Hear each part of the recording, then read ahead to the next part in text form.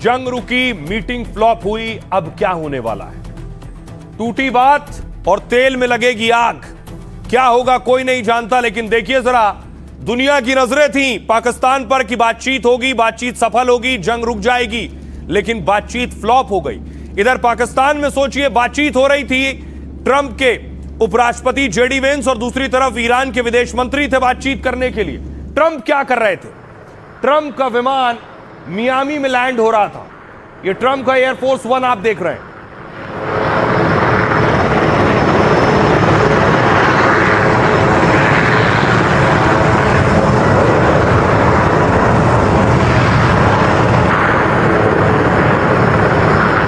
Trump Miami पहुंचे और देखिए ट्रंप के डिप्टी जेडी वेंस बातचीत फ्लॉप होने के का ऐलान कर रहे थे कि बातचीत पूरी तरह हो गई। The bad news is that we have not reached an agreement, and I think that's bad news for Iran much more than it's bad news for the United States of America. So we go back to the United States having not come to an agreement. We've made very clear what our red lines are, what things we're willing to accommodate them on, and what things we're not willing to accommodate them on. And we've made that as clear as we possibly could, and they have chosen not to accept our terms.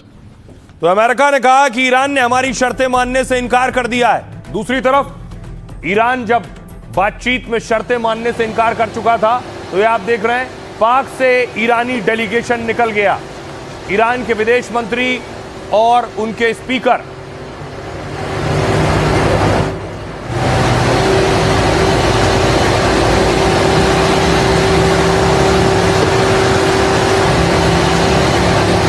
और उन्हें छोड़ने के लिए खुद field marshal असीम मुनीर पहुंचे थे, इशाक डार पहुंचे थे। पाकिस्तान को उम्मीद थी शहबाज शरीफ को कि इसी बहाने शायद अपना नाम नोबेल के लिए बढ़ा लूंगा, लेकिन वो हो ना सका। बातचीत फ्लॉप हो गई। अब नोबेल की गुंजाइश भी शहबाज शरीफ के लिए खत्म हो गई। दूसरी तरफ देखिए जरा, जो अमेरिका का डेलीगेशन था, जेडी वेंस, अमेरिकी उपराष्ट्रपति का काफिला पाकिस्तान की सड़कों से गुजर रहा था।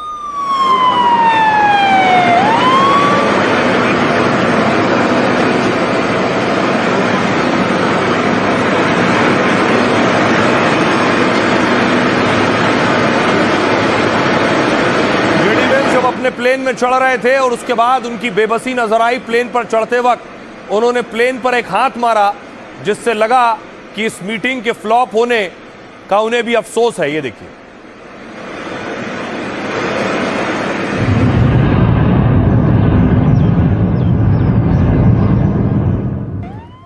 अब सवाल यह है मीटिंग में क्या हुआ। एक तुर्की के एनालिस्ट हैं और पत्रकार हैं, उनका यह दावा है कि मीटिंग में हाथापाई तक हो गई, आमने सामने तक आ गए। वो अपने ट्वीट में ऐसा दावा कर रहे हैं। तुर्की के पत्रकार हैं, इनका नाम है सेनेटिन सैटिन। इन्होंने दावा किया है कि वहां गर्मा गर्मी हो गई बैठक के बीच, एक दूसरे के आमने सामने आ गए ईरान और अमेरिका। देखिए हुआ बैठक में ईरान अमेरिका की जिस बातचीत पर दुनिया भर की नजर थी, पाकिस्तान में 21 घंटे तक चली वो बातचीत बिना नतीजे के खत्म हो गई। खबर है कि ईरानी विदेश मंत्री अराक्ची और ट्रंप के दूत विटकॉफ भिड़ गए। तुर्की मीडिया की रिपोर्ट का दावा है दोनों नेताओं में तीखी बहस हुई है। तुर्की के वरिष्ठ पत्रकार हैं सेनेटिन सैटिन ने यह बड़ा दावा किया है। सैटिन तुर्की के प्रधानमंत्री के पब्लिक डिप्लोमेसी ऑफिस में रह चुके हैं। वो मिडिल ईस्ट डेस्क और इंटरनेशनल मीडिया मैनेजर का काम कर चुके हैं। सैटिन का दावा है कि विटकॉफ और अराक्ची में हॉर्मूज के मुद्दे पर बहस हुई। अराक्ची ने कहा ईरानी किसी तरह की धमकी को बर्दाश्त नहीं करेंगे। खबर है कि इस पर विटकॉफ भी आग बबूला हो गए और बहस गर्मा गर्म हो गई। बाद में किसी तरह दोनों पक्षों को समझा बुझाकर बीच बचाव कराया गया। हालांकि ईरान ने तुर्की की मीडिया की इस रिपोर्ट को खारिज किया है। अमेरिका ने भी किसी तरह की नोकझोंक की पुष्टि नहीं की है, पर माना है कि बात टूट गई। शांति वार्ता के बाद सबकी नजरें अमेरिकी उपराष्ट्रपति जेडी वेंस के ऐलान पर थीं। वेंस ने कहा ईरान के साथ लंबी बातचीत के बाद भी कोई समझौता नहीं हुआ। करीब 21 घंटे तक ईरान के साथ बातचीत चली और कई अहम मुद्दों पर चर्चा हुई। इस तरह की क्या गर्मा गर्मी मीटिंग के दौरान हो रही थी। ये बैठे थे विदेश मंत्री ईरान के और ये अमेरिकी राष्ट्रपति उपराष्ट्रपति जेडी वेंस। ट्रंप और मुश्तबा इस बैठक में नहीं थे, लेकिन अमेरिका बिना किसी डील के ही यहां से वापस लौट गया। वैसे समझौता ना होना अमेरिका से ज्यादा ईरान के लिए बुरी खबर है। ईरानी संसद अध्यक्ष गालिबफ ने कहा है कि अमेरिका की जिद से उनकी बात नहीं बनी है। इस वार्ता से बाहर निकलने के लिए अमेरिका बहाना तलाश रहा था। जंग रोकने के लिए ईरान की ओर से नियत और इच्छा दोनों मौजूद थी, लेकिन पिछले 2 जंग के अनुभवों की वजह से हमें अमेरिका पर भरोसा नहीं है। 2-3 अहम मुद्दों पर अमेरिका फिर हमारा भरोसा जीतने में नाकाम रहा है। सुनिए जरा, इस बैठक पर पूरे पाकिस्तान की नजर थी। जैसे मैंने आपको बताया कि शहबाज शरीफ तो इस उम्मीद में थे कुछ नोबेल का जुगाड़ हो जाए, कोई नाम ले ले। वो ट्रंप का नाम नोबेल के ले चुके थे, इस बार खुद के ख्वाब देख रहे थे। सुनिए पाकिस्तान के लोग क्या कहते हैं। अब सोचिए, जिस वक्त बातचीत फ्लॉप हो रही थी, मैंने आपको शुरू में दिखाया कि ट्रंप तो फाइटिंग चैंपियनशिप में थे, वहां भी उनके साथ विदेश मंत्री मौजूद थे। ट्रंप के विदेश मंत्री ट्रंप को मोबाइल पर बता रहे थे कि आखिर क्या चल रहा है। ट्रंप फाइटिंग चैंपियनशिप में मोबाइल देख रहे थे और उन्हें बताया जा रहा था कि बातचीत फ्लॉप हो रही है, किन मुद्दों पर शर्तें नहीं बन पा रही हैं, किन मुद्दों पर दोनों देशों के बीच दरअसल टकराव है। वो सारी बातें मार्को रूबियो, आप देखिए, ट्रंप को मोबाइल में दिखा रहे हैं। ट्रंप मोबाइल भी देख रहे हैं और फाइट भी देख रहे हैं। तो देखिए, ट्रंप भी अद्भुत है। शायद दुनिया के पहले राष्ट्रपति होंगे जहां वॉर को लेकर बातचीत चल रही होगी और राष्ट्रपति साहब फाइट देखने आए होंगे। जब पूरी दुनिया जंग रोकने वाली बातचीत की खबरों पर नजर बनाए हुए थी, वेंस और अमेरिकी प्रतिनिधि युद्ध विराम के लिए ईरान से बात कर रहे थे, तब ट्रंप समझौते या बातचीत से बेफिक्र होकर फाइट देखने पहुंचे। मियामी में ट्रंप एक मिक्स्ड मार्शल आर्ट्स की लड़ाई देख रहे थे। ट्रंप के साथ उनकी बेटी इवांका और पोती काई भी मौजूद थी। अमेरिका के विदेश मंत्री मार्को रूबियो भी ट्रंप के साथ ही थे। तस्वीर मैंने आपको दिखाई। ट्रंप का यूएफसी यानी फाइट इवेंट के अध्यक्ष ने स्वागत किया। रिंग में मैच से ज्यादा लोगों का ध्यान ट्रंप और उनके एक्शन पर था, लेकिन ट्रंप टेंशन फ्री होकर फाइट देख रहे थे। उन्होंने फोन भी नहीं लिया हुआ था उस वक्त। फाइट के बीच में ही रूबियो ट्रंप के पास आए और उन्होंने फोन पर मैसेज दिखाया। कहा जा रहा है कि रूबियो ने ट्रंप को बातचीत फेल होने की जानकारी दी, लेकिन मैसेज देखकर ट्रंप ना गुस्सा हुए और ना कोई निराशा जाहिर की। कैमरों की तरफ हल्की मुस्कान दी और फाइट जीतने वाले को थम्स अप कहा। वैसे ट्रंप ने बातचीत नाकाम होने से पहले ही बड़ा ऐलान कर दिया था। ट्रंप ने कहा, समझौता हो या ना हो, हम ईरान से पहले ही जीत चुके हैं। वेंस ने भी डील टूटने की जानकारी देते समय ट्रंप से चर्चा का जिक्र किया है। कहा, ईरान से शांति वार्ता की हर जानकारी हमने ट्रंप को दी है। पिछले 21 घंटे में शायद 10 से ज्यादा बार ट्रंप की उनके उपराष्ट्रपति से बातचीत हुई है। तो क्या ट्रंप पहले से जानते थे कि बातचीत का नतीजा नहीं निकलने वाला है, इसलिए वो कूल थे और लड़ाइयां देख रहे थे? आइए अब आपको सुनवाऊं, सुनिए जरा क्या कुछ कह रहे हैं इस पर। आखिर ट्रंप क्या कुछ कह रहे हैं और ईरानी पत्रकार क्या कह रहे हैं। वे कई घंटों से बैठक कर रहे हैं, देखते हैं क्या होता है। चाहे जो भी कुछ हो, जीत हमारी ही होगी।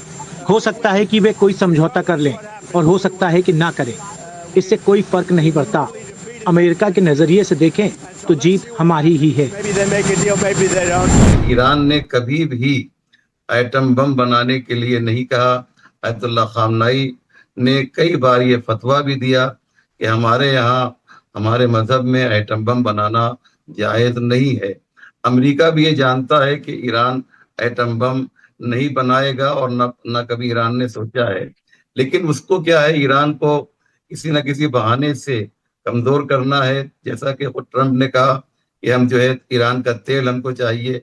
ये कितनी बड़ी दादागिरी है या कितनी बड़ी बेहयाई है कि एक मुल्क ये कह रहा है कि हमको दूसरे मुल्क की प्रॉपर्टी चाहिए। तेल ईरान की प्रॉपर्टी है, अमेरिका की नहीं है।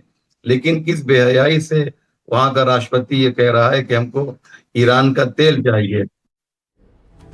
अब सवाल यह है कि बैठ रही थी, लेकिन बैठक फेल कैसे हो गई? बैठक फेल के कई मुद्दे रहे। पहला मुद्दा परमाणु प्रोग्राम। ईरान अमेरिका में बात परमाणु प्रोग्राम पर अटक गई। अमेरिका चाहता है कि ईरान कभी परमाणु हथियार ना बनाए, जबकि ईरान ने बैठक में भी अमेरिका की यह शर्त नहीं मानी। जेडी वेंस ने कहा कि डील के लिए सबसे जरूरी एक चीज है, वो ये कि ईरान वादा करे वो परमाणु हथियार नहीं बनाएगा। लेकिन ईरान ने कहा कि हम राष्ट्रीय हितों से समझौता नहीं करेंगे।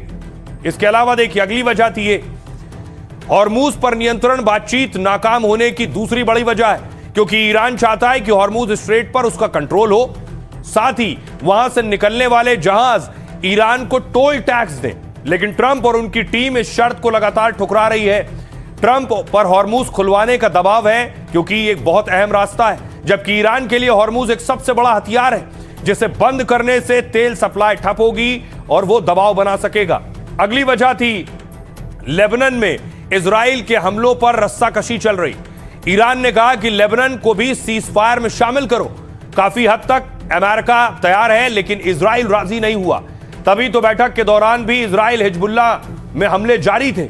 एक और बड़ी वजह आर्थिक प्रतिबंध। ईरान पर अमेरिका ने सालों से कई आर्थिक प्रतिबंध लगा रखे हैं। अरबों रुपए की ईरानी संपत्ति और बैंक खातों को फ्रीज कर रखा है। दावा यह है कि विदेशी बैंकों में ईरान की 55,000 करोड़ की संपत्ति जब्त हुई है। ईरान की शर्त है कि प्रतिबंध हटे और पैसा मिले, लेकिन अमेरिका इस पर नहीं माना है। ट्रंप को डर यह है कि ईरान को पैसा मिला तो वो और हथियार पर खर्च करेगा। अगली एक और वजह जो बैठक फ्लॉप हुई, नुकसान की भरपाई। ईरान की मांग यह है कि अमेरिका उसके नुकसान की भरपाई करे, मतलब युद्ध में जो तबाही मचाई है उसके बदले अरबों रुपए दे। मुआवजे की डिमांड पर अब तक कोई ठोस फैसला नहीं हुआ है। यह वजह रही कि यह बैठक फ्लॉप हो गई। आइए अब आपको सुनवाऊं बैठक में शामिल अमेरिकी उपराष्ट्रपति जेडी वेंस को सुनिए। We have been at it now for बुरी खबर यह है कि हम कोई समझौता नहीं कर पाए हैं, और मुझे लगता है कि ये ईरान के लिए अमेरिका की तुलना में कहीं ज्यादा बुरी खबर है। इसलिए हम बिना किसी समझौते के अमेरिका वापस जा रहे हैं। हम कुछ बातों पर उनको रियायत देने को तैयार हैं, लेकिन कुछ बातों पर बिल्कुल भी रियायत नहीं देंगे। हमें एक पक्का कमिटमेंट चाहिए कि वे परमाणु हथियार हासिल करने की कोशिश नहीं करेंगे, और न ही ऐसे किसी उपकरण या साधनों की तलाश करेंगे जिनकी मदद से वे जल्दी से परमाणु हथियार बना सकें। good, and they have chosen not to accept our terms.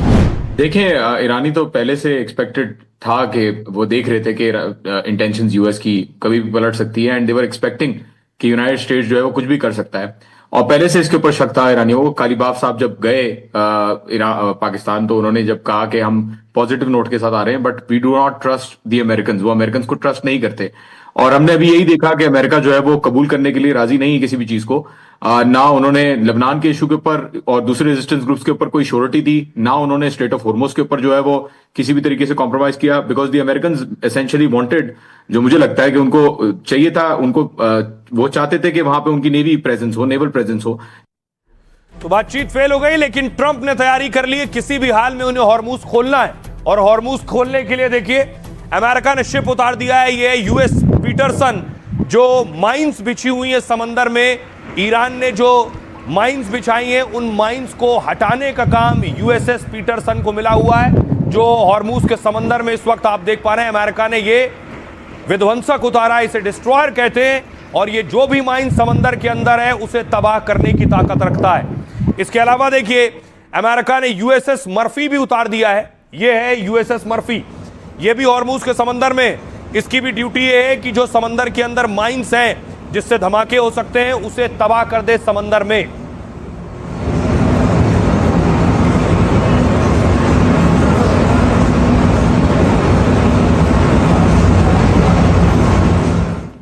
अब आइए आपको बताऊं माइंस होता क्या है। ये जो आप देख रहे हैं समंदर के अंदर, ये इन्हीं को माइंस कहते हैं। इससे शिप टकराएगा और धमाका हो जाएगा। ये समंदर में हॉर्मूज में बिछा रखे हैं ईरान ने। अमेरिका ने इसी को तबाह करने के लिए अपने जहाज भेजे। अमेरिका भी ईरान के इस जाल को तोड़ने वाला है, जिसके दम पर ईरान ने ग्लोबल तेल सप्लाई ठप कर दी है। जिस हॉर्मूज स्ट्रेट में ईरान ने बारूदी सुरंगें बिछा रखी हैं ताकि जरूरत पड़ने पर ईरान धमाका कर जहाज को तबाह कर सके। उन्हें हटाने के लिए ट्रंप ने अपने जहाज समंदर में उतार दिए। कुछ इस तरह से ट्रंप ने कहा है कि हॉर्मूज को खाली करने की प्रक्रिया शुरू कर रहे हैं। अगर ईरान ने हमारे जहाजों पर हमला किया तो हम तबाह कर देंगे उन्हें। जल्द हॉर्मूज खोले ईरान, वरना समुद्री नाकेबंदी हो। अमेरिकी सेंट्रल कमांड के मुखिया एडमिरल कूपर ने बताया है कि उनके नाम जो उन्होंने भेजे हैं, यूएसएस पीटरसन और यूएसएस मर्फी, दो विध्वंसक भेजे। अमेरिका के दोनों ही जहाज गाइडेड मिसाइल डिस्ट्रॉयर हैं। क्या करेंगे? कुछ इस तरह से, जो समंदर में दुश्मन के खिलाफ घातक मिसाइलों से लैस हैं। ये टोमाहॉक क्रूज मिसाइल और बैलिस्टिक मिसाइल दाग सकते हैं। इनमें दुश्मन के खतरों को पता लगाने के लिए बहुत हाईटेक सिस्टम लगा हुआ है।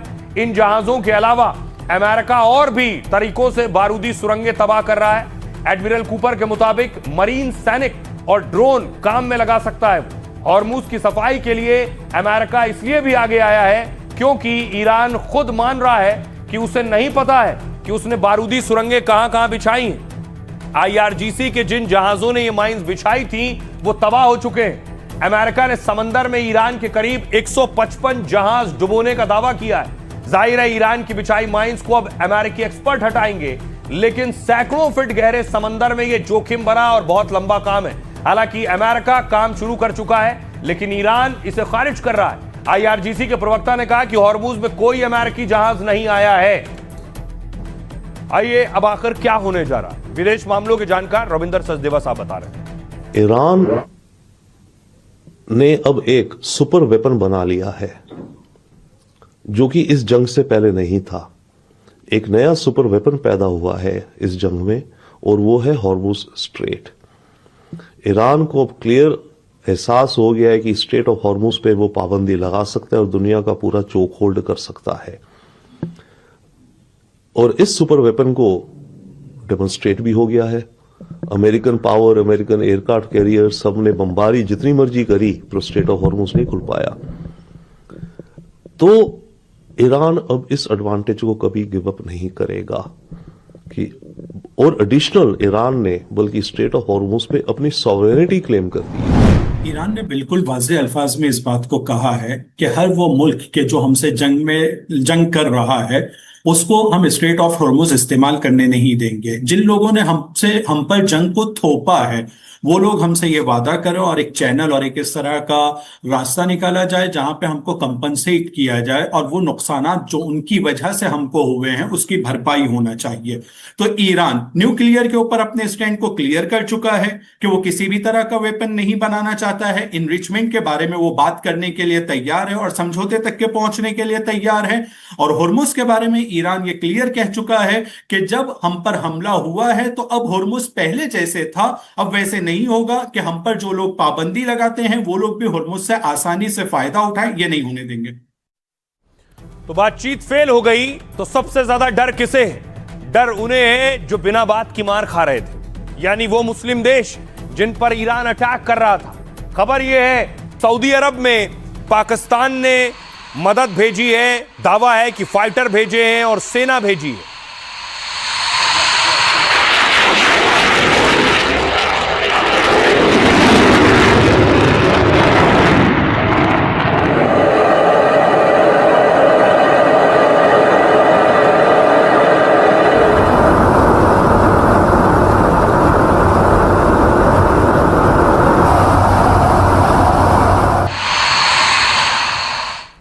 ईरान अमेरिका में सुलह कराने में नाकाम हो गया पाकिस्तान, मतलब मिडिल ईस्ट की जंग रुकवाने के उसके मंसूबे फेल हो गए।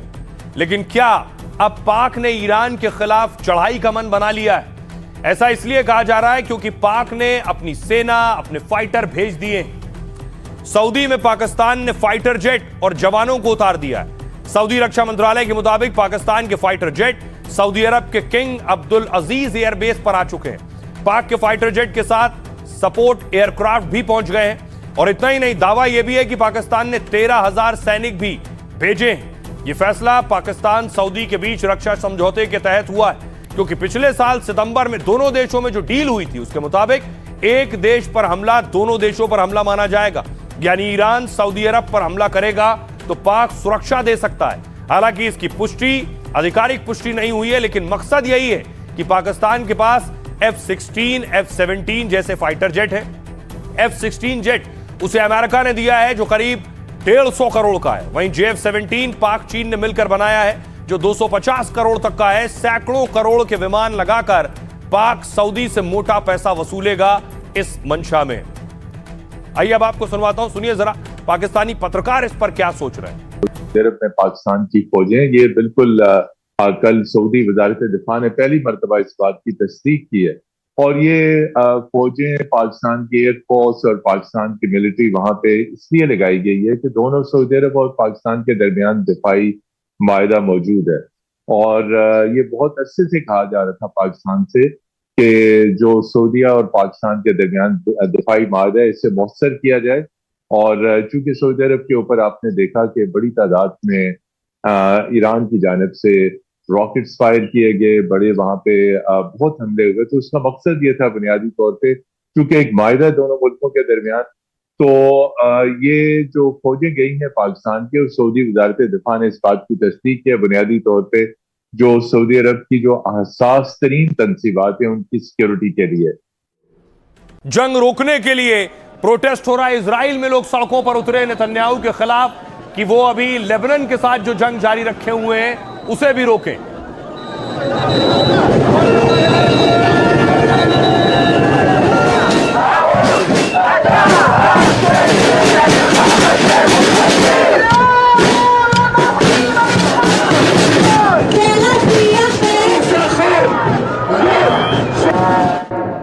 और खुद लेबनान में भी नेतन्याहू के खिलाफ लोग सड़कों पर उतरे और प्रोटेस्ट कर रहे थे, प्रदर्शन कर रहे थे।